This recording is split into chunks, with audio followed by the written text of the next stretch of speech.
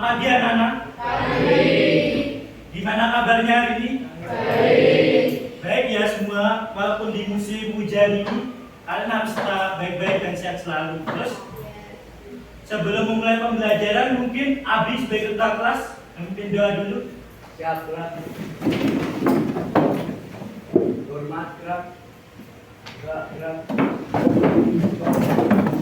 Berdoa mulai.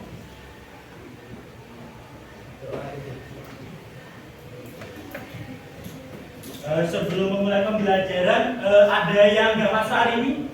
Ada. Siapa? Muklis. Muklis ya?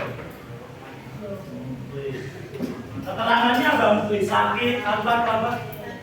Sakit ya? Sakit karena kemarin hujan-hujan atau gimana nih?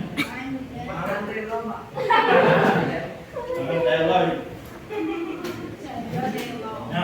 Nah, sebelum memulai pembelajaran tentang ini, melaksanakan dan mempertahankan UUD Negara Republik Indonesia tahun 1945.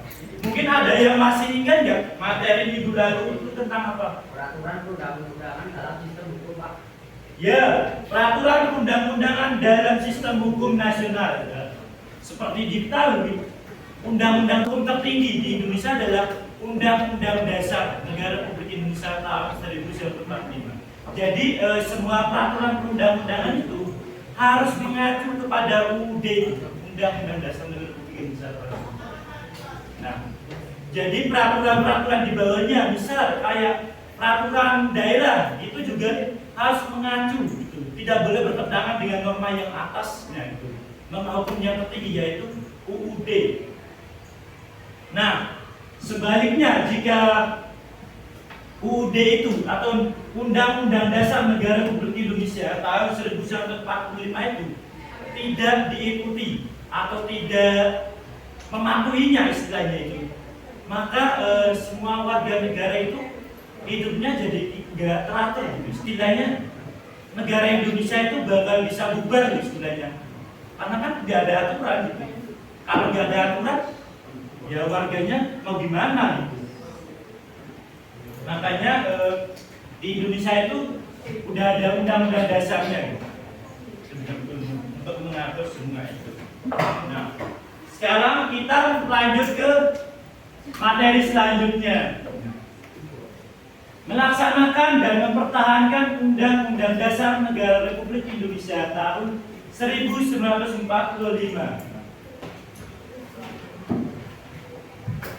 Nah, untuk pembahasannya, Undang-Undang Dasar atau Konstitusi memiliki dua sifat, yaitu konstitusi itu dapat diubah dan tidak dapat diubah.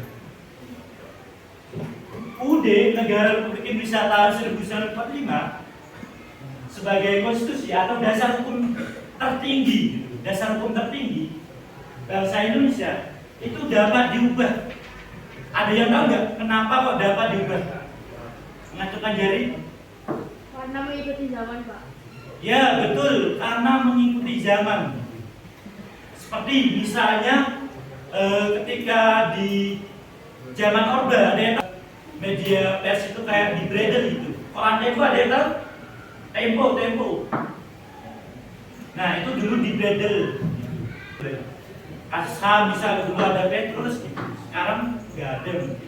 Nah ini mungkin bakal dijelaskan selanjutnya, yaitu dalam pasal 37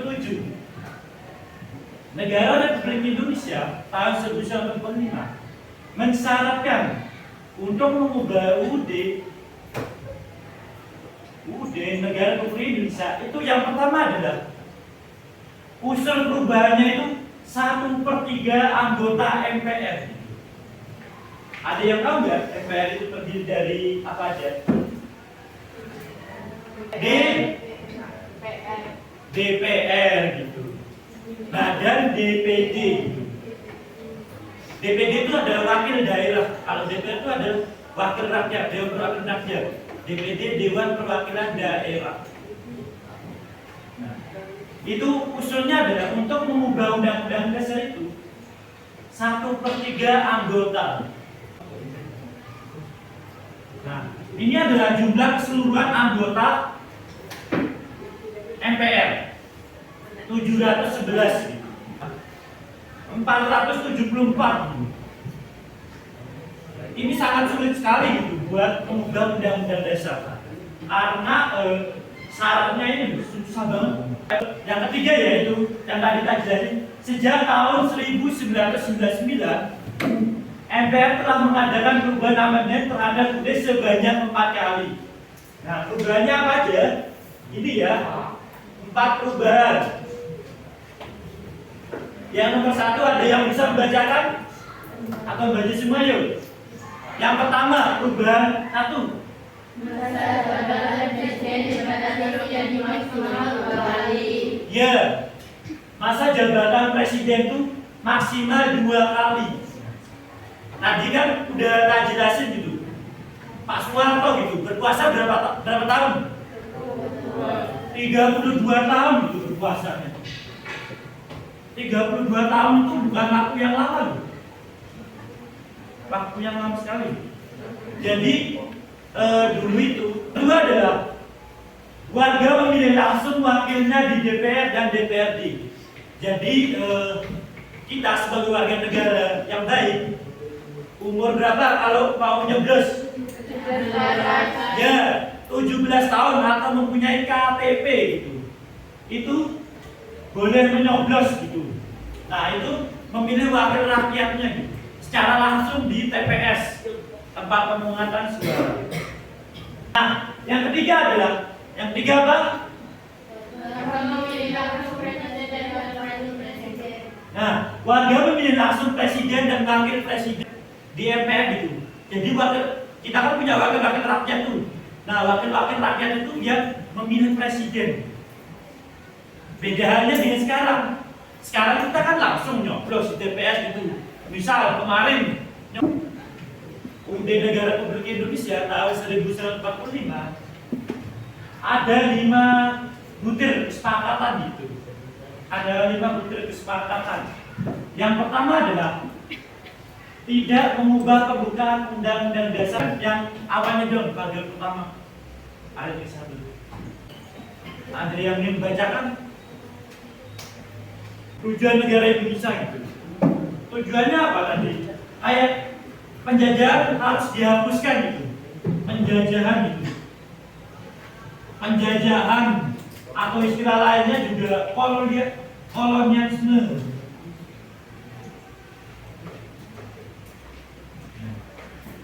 Jadi kita tahu ya Indonesia itu pernah dijajah oleh siapa aja? Belanda, Jepang, Inggris ya pernah 5 tahun. Nah, jadi Indonesia itu pernah dijajah oleh Belanda, Jepang gitu, Inggris juga pernah. Jadi kita tuh udah pernah merasakan gitu, kita tuh dijajah, gitu. Dijajah. Itu kan menderita gitu dijajah itu, kan sakit gitu. Nah, dipaksa juga dulu tangan paksa, kerja rodi, terus romusa gitu, kan sakit gitu, berdasarkan dijajah. Nah, makanya di pembukaan UUD itu ada tujuan Indonesia itu penjajahan kolonialisme itu yang kedua adalah tetap mempertahankan negara kesatuan, tetap NKRI.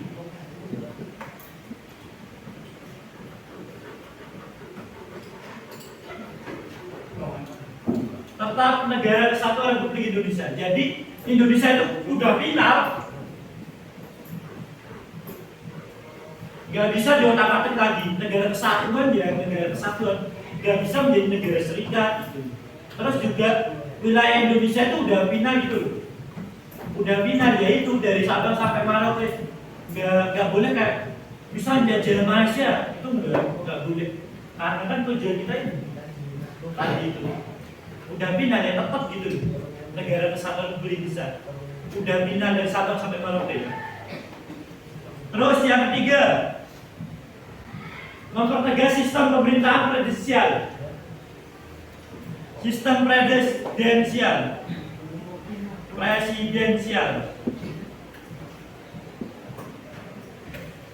Ini artinya apa? Ada yang tahu? Ya, benar sekali. Jadi presiden itu dipilih melalui pemilu. Pemilu itu. Presiden atau eksekutif istilahnya itu. Eksekutif itu apa? Presiden pemilu gitu. Dipilih melalui pemilu.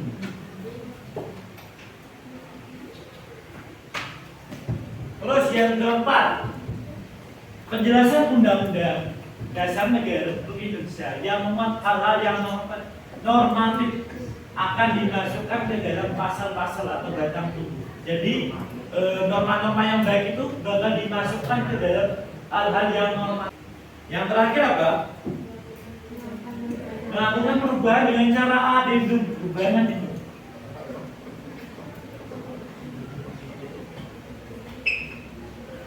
Dengan adendum.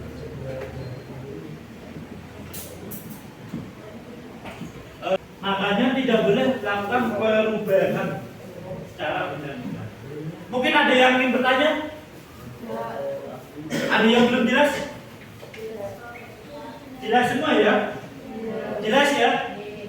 Nah, sekarang, ini penugasan kelompok gitu.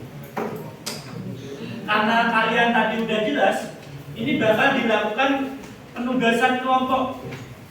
Kalian nanti bisa depan belakang aja ya, supaya cepet gitu, nggak usah milih-milih dan sebagainya, depan belakang aja gitu.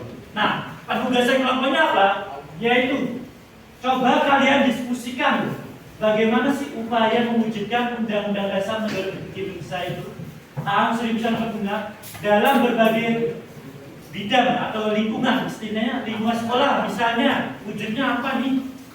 Terus lingkungan pergaulan wujudnya apa gitu. Terus lingkungan masyarakat wujudnya apa? Nah, bisa 4 orang ya anggota kelompoknya, 4 orang gitu, depan belakang. Depan belakang 4 orang gitu. Nah, tadi kan udah dijelasin nih.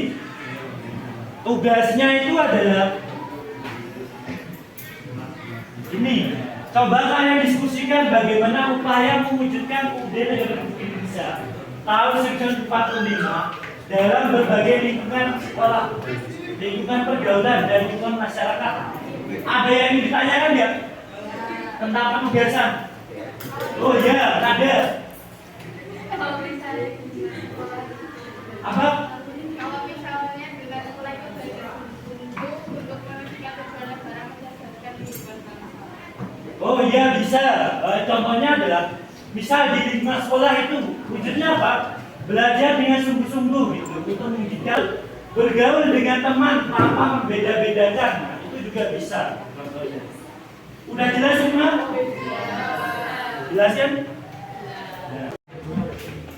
Nah, kalian kan udah diskusi atau mengerjakan tugas kelompok tadi.